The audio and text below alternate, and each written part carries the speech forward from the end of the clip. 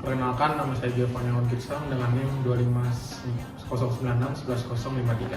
Perkenalkan, saya Ilham Ganaji dengan NIM 25096611001. Perkenalkan, saya Ketua Suputra dengan NIM 25096111067. Perkenalkan, saya Martile Fatima Korea dengan NIM 25096111098. Perkenalkan, saya Patricia Amelie Bibianti Wagut dengan NIM 25096111003. Yang pertama, koleksi oosit pada mencit. Koleksi oosit yang pertama yaitu koleksi oosit pada mencit.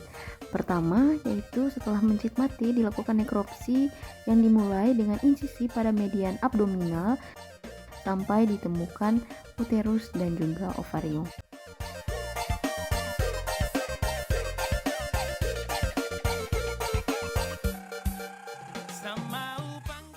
Lalu, ovarium dan juga uterus diletakkan dan diangkat ke dalam cawan Petri yang telah berisi NaCl fisiologis. Ovarium dan uterus dibersihkan dari lemak yang melekat pada organ secara terpisah. Lalu, ovarium dan oviduct dipisahkan dari uterus dengan cara dipotong pada perbatasan kornua uteri dan juga oviduct. Nah, setelah terpisah, ovarium dimasukkan di cawan Petri kaca untuk dilakukan slicing, yaitu dengan mencacah menggunakan 2 buah spike 1 cc hingga tercacah sepenuhnya, dan dilakukan pengamatan menggunakan mikroskop fase kontras binokuler.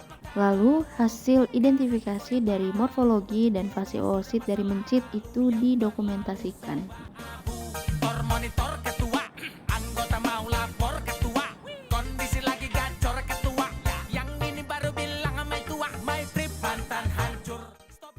Berikutnya yaitu koleksi oosit pada sapi. Di sini kita menggunakan 2 metode, yaitu pertama metode aspirasi.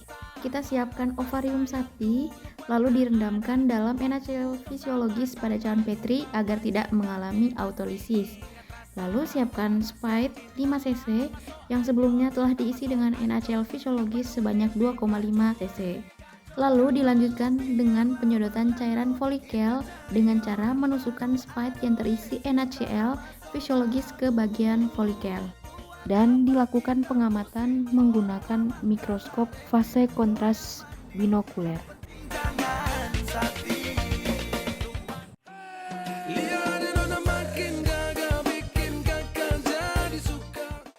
Metode yang kedua yaitu metode slicing. Pertama-tama, siapkan ovarium menggunakan cawan Petri yang telah berisi NaCl dan juga siapkan spike 3 mili yang telah diisi NaCl fisiologis sebanyak 1,5 mili. Kemudian siapkan lagi cawan Petri kecil sebagai alas pada metode kali ini. Nah, pada metode ini lakukan insisi pada bagian folikel dengan menggunakan silet ataupun belet. Nah, cawan Petri diletakkan di bawah ovarium, kemudian dilakukan flushing dengan spike yang telah berisi NaCl fisiologis pada torehan folikel yang telah diinsisi. Lalu cairan hasil flushing diamati di bawah mikroskop fase kontras binokuler dan kemudian mengidentifikasi oosit.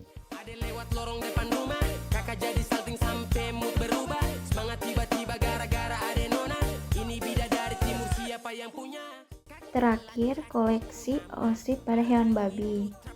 Di sini kita menggunakan 2 metode, sama seperti pada koleksi oosit sapi, yaitu metode aspirasi dan juga metode slicing.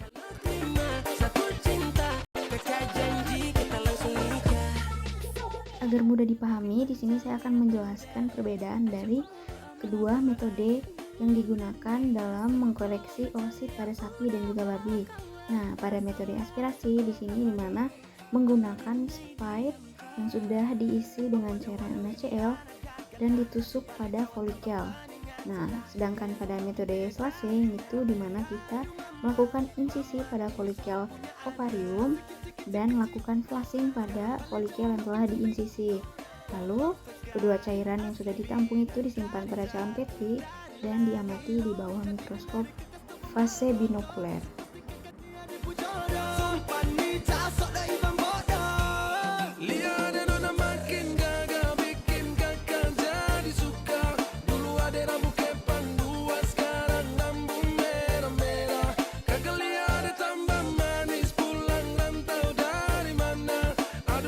wanna jump